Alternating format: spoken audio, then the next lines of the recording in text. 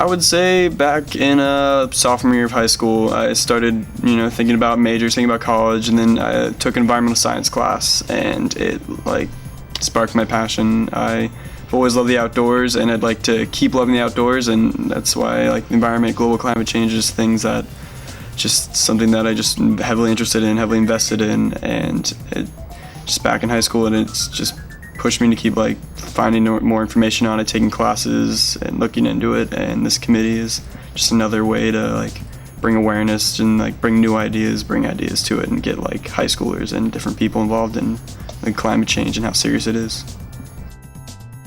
So I remember learning about the tsunami that hit Indonesia and Thailand, and it was around the same time that I started gaining an interest in the region, because I have a lot of family members that go to those regions specifically. I have some Filipino people in my family, and they all were affected by that natural disaster. So for me, that was a wake-up call, that this stuff happens and it affects people that I know either directly or indirectly. So that's kind of where it all started. Hurricane goes off the coast and never hits land. It's never a natural disaster. This is looking at people have contributed to the environment in such a negative way that hurricanes are now heightened. There's increased drought. So in a way, it's brought on upon by humanity's wrongdoings on the earth. We're looking to the delegates to look into different forms of practicing agriculture. There's smaller farms, moving away from the industries that we have now, like growing crops and meat, and people looking for more sustainable foods, less red meats. So much energy and resources are wasted in just putting steak on the table.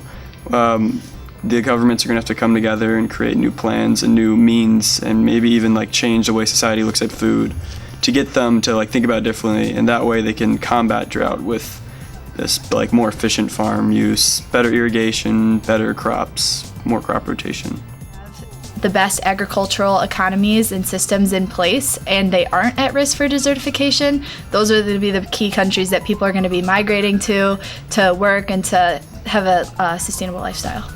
Mainly, I just say for the delegates that this is going to be a committee about cooperation and teamwork. This is going to be a global problem that no one person or country can do by themselves. So it's going to take a lot of combined efforts and a lot of thorough planning to overcome such a huge obstacle that right now all the governments of the world are struggling to even recognize as a problem.